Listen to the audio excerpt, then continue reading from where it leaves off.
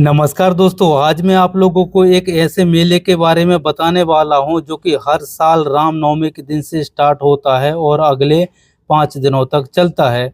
और इस मेले की खास बात यह है कि पूर्व भारत के जो स्टेट हैं जैसे कि अरुणाचल प्रदेश, असम, मणिपुर, मेघालय, मिजोरम, नागालैंड, सिक्किम और त्रिपुरा, ये स्टेट भी इस मेले में शामिल होते हैं, जिस वजह से मेले में चार चांद लग जाते हैं। तो दोस्तों, अगर हम मेले की बात करें तो यह मेला है माधवपुर का मेला, जो कि गुजरात स्टेट के पोरबंदर जिले में स्थित माधवपुर गांव में आयोजित एक प्रसिद्ध धार्मिक और सांस्कृतिक मेला है।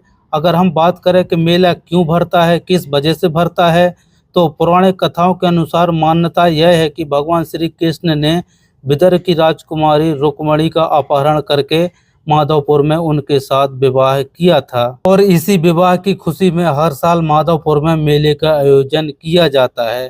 और अगर हम बात करें कि मेला कब लगता है, तो चैत्र महीना की जो रामनवमी के दिन से शुरू होता है और अगले 5 दिनों तक चलता है। तो अगर आप भी मेले का आनंद लेना चाहते हो तो इन 5 दिनों के बीच में कभी भी आ सकते हो, लेकिन अगर आप आखिरी दिन आते हो तो आपको एक बहुत ही बड़ा सांस्कृतिक कार्यक्रम देखने को मिलेगा, जो कि मैं आगे बताने वाला हूँ।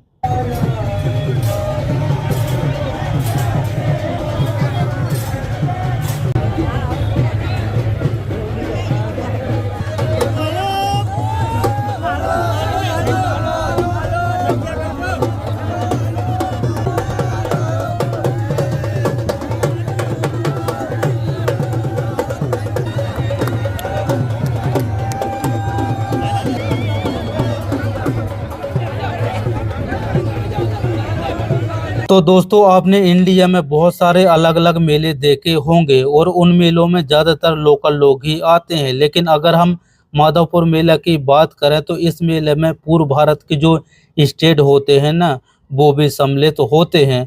और उन स्टेटों की जो अलग अलग खासियत होती है, जैसे कि हस्तकला यानी कि हाथ से बनाया हुआ सामान, हैंडीक्राफ्ट होता है, वो यहाँ पर देखने को मिलता है। वो लोग यहाँ पर आके बेचते हैं, तो इनकी वजह से मेला और भी खास बन जाता है। तो अगर आपको इनका बनाया हुआ हैंडीक्राफ्ट जो सामान होता है बहुत ही सुंदर सुंदर बना होता है, तो अगर आपको पसंद आता है तो आप भी ले सकते हो। मैं तो मेला में गया था तो बहुत सारा मैंने अलग अलग सामान देखा है, बहुत ही सुंदर सुंदर है। तो दोस्तों, कहने का मतलब ये है कि जिस राज्य का जो भी हैंडीक्राफ्ट सामान फेमस है, वो यहाँ पर आप लोगों को देखने को मिल जाएगा, मेले में देखने को मिल जाएगा।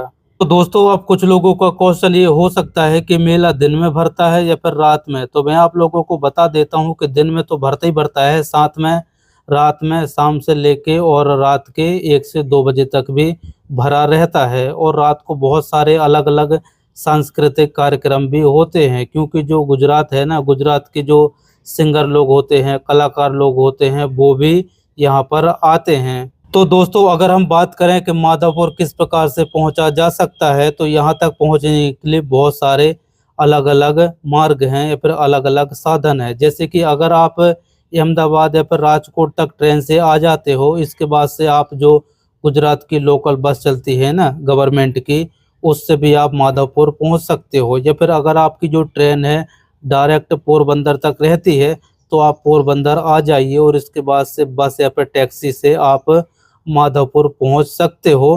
पहुंचने के लिए आपको बहुत सारे साधन मिल जाएंगे, या फिर आप अपने व्हीकल से भी आ सकते हो।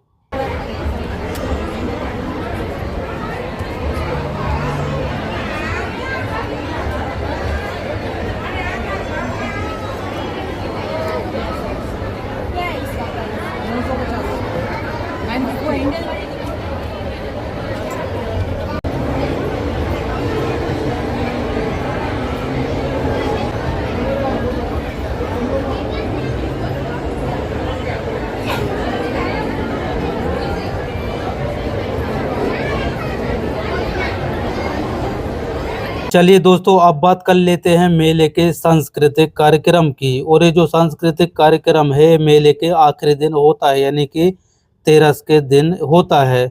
तो क्या क्या होता है, तो सबसे पहले मैं आप लोगों को बता देता हूँ। तो माधवपुर गांव के अंदर माधव राय जी का यानी कि कृष्ण भगवान का और रुक्मणी जी का मंदिर है, जो कि 15वीं शताब्दी में निर्माण हुआ था। तो उनका एक पुराना मंदिर भी है जो कि अभी खंडर हो गया है, और इसके बाद से उसी के बाजू में एक नया मंदिर भी है।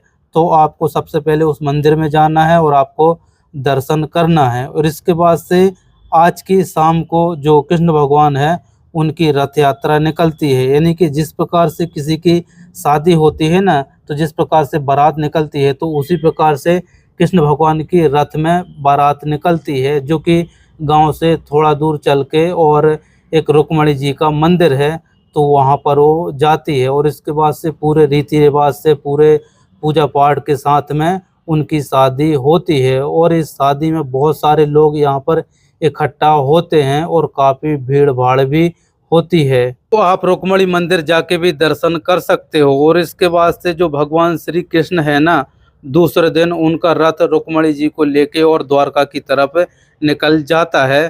तो ये मैंने आप लोगों को सांस्कृतिक कार्यक्रम के बारे में बता दिया।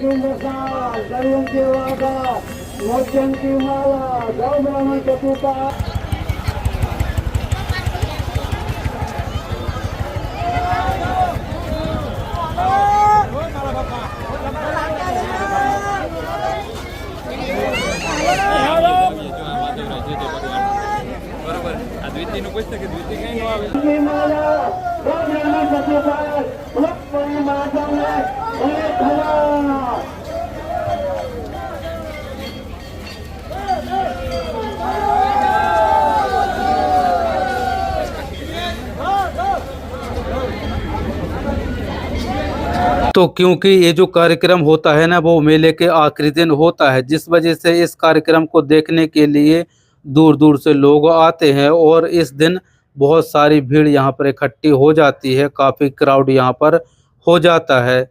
तो एक तरफ तो शाम को ये जो सांस्कृतिक कार्यक्रम है ये चलता रहता है, और दूसरी तरफ जो मेले का ग्राउंड है वो भी वहाँ पर चलता रहता है। मतलब दोनों कार्यक्रम एक साथ चलता रहता है। जिसको मेला देखना है तो मेला में देख ले, और जिसको ये जो शादी का कार्यक्रम होता है कृष्ण भगवान की और रुक्मणी जी का मंदिर परिसर में, तो वहाँ पर भी लोग देखते हैं। और बहुत बड़ी डिस्प्ले भी लगाई जाती है ताकि लोग दूर दूर से देख सके, किसी को कोई भी प्रॉब्लम ना हो।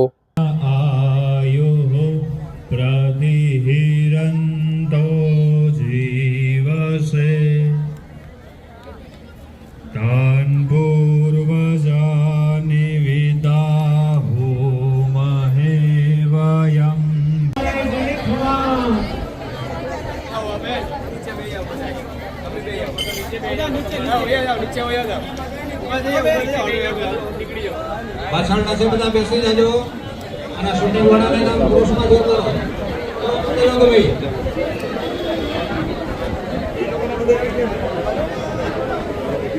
त्र्यंबके गौरी नारायणी देव